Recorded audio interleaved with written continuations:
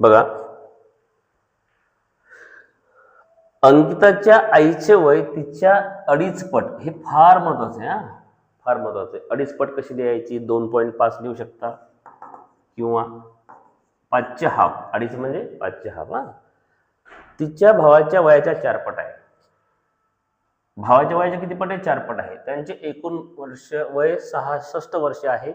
अंकिताच्या भावाचे 2 वर्षानंतरचे वय किती? नीट लक्षात ठेवा, यांच्या वयाची पट वगैरे जे काय दिलं असेल, कधीच दिलं माहित नाही म्हणजे ते आजचं आहे. हे फार महत्वाचं आहे.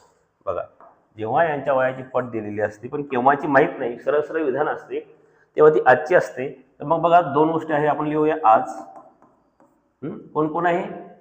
अंकिता, नंतर आई आणि कोण आहे? भाऊ. ठीक आहे, चला फास्ट. आज कोण कोण आहे? अंकिता, आई आणि भाऊ. काय सांगितलं? काय प्रश्न आहे पहा. अंकिताच्या आईचे वय जे काय आहे ते तिच्या वयाच्या म्हणजे अंकिताच्या वयाच्या 2.5 पट आहे आणि भावाच्या वयाच्या 4 पट आहे. सगळ्यात लहान कोण आहे? भाऊ. नीट लक्षात ठेवा, नीट लक्षात ठेवा. कोणाहून पण वय तयार करू शकतात. कंडिशन नीट समजून घ्यायची. आपण जो छोटा आहे म्हणजे अंकिताचा भाऊ आहे एक्स. नीट लक्षात ठेवा, एक्स वर्ष, वर्षामध्ये वय आहेत. तर आता आई किती आहे? आई जी आहे, आईबद्दल सगळं बोललेलं या ठिकाणी कन्फ्युज होतात मुलं. बऱ्याच जणांना असं वाटते अंकिताबद्दल बोललेले, आईबद्दल बोललेले. आई तिच्या भावाच्या वयाच्या 4 पट आहे. इथं कन्फ्युजन होते. आई अंकिता नाही. भावाच्या वयाच्या 4 पट म्हणजे किती हो? 4x. जेवढी पट तेवढ्यानं गुण नाही. ठीक आहे, 4x आहे. ठीक आहे, आता अंकिताकडे येऊया. अंकिताच्या आईचे वय तिच्या म्हणजे अंकिताच्या किती पट आहे? 2.5 पट. बघा, हे जे वय आईचं हे हिच्या 2.5 पट आहे. नीट लक्षात ठेवा.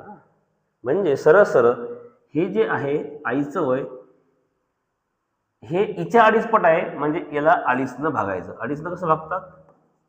2.5 म्हणजे 5/2. नीट लक्षात ठेवा. इथं थोडंसं लक्षात ठेवा, छेदाचा छेद हा वर जातो गुणाकारामध्ये. म्हणजे 4 2 8 होतात.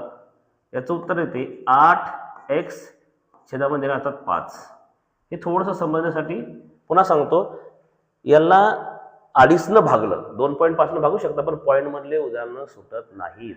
नंतर पॉईंटमधला भागाकार अडचण जातो. मग मी 5/2 लिहिलं, छेदाचा छेद अंशाला गुणाकारात, 4 2 8, 5 जसेच्या तसे. समजून घ्या.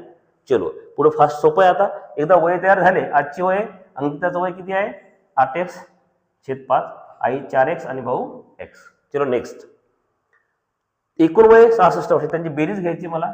चला त्यांची बेरीज घ्यायची. चला, 8x/5 अधिक 4x अधिक x बरोबर 66. ओके, सगळ्यात सोपी मेथड, छेद समान करून घ्यायचं आपल्याला. चला, छेद समान करायचं म्हणजे अंशाला आणि छेदाला एका संख्येने गुणायचं आहे.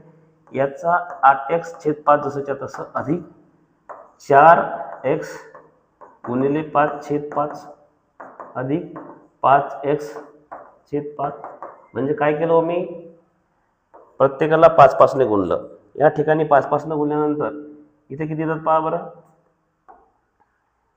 याला 5 न गुणायचं, छेदाला लागलं 4 5 20x येतात. ओके, चला नेक्स्ट. सोपं आहे पुढं. आता छेद समान जसाच्या तसा, 5 बरोबर इकडे 66 जसेच्या तसे. सरळ सरळ बेरीज आहे कारण छेद समान आहे. अंशाची सरळ सरळ बेरीज 20 आणि 8 28 आणि 5 33x. लक्षात ठेवा. ठीक आहे, 5 तिकडे गुणाकारात जातात पक्षांतर केल्यानंतर आणि 30 भागाकारात. म्हणजे काय राहते? x बरोबर 66 गुणिले 5 भागिले 33. लक्षात ठेवा, 33 1 33, 33 2 66, कारण 33च्या दुप्पट 66 आहे. उरले काय बघा, x = 5 2 10.